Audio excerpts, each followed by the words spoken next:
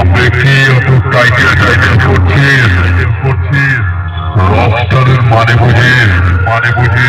তোকে একটা কথা বলছি শোন, স্টারের বড়াই করিস না, রকস্টারের কাছে আসিস না, রকস্টারের সামনে পড়বি, দেশের ঝড়ে উড়ে যাবি।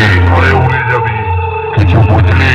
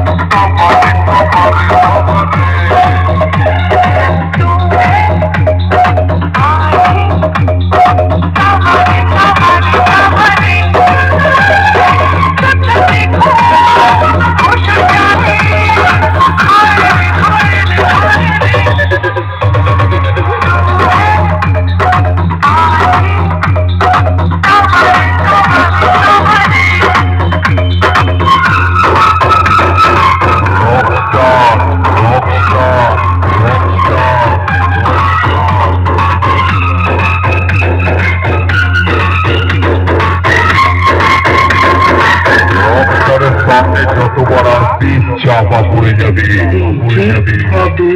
বাবু।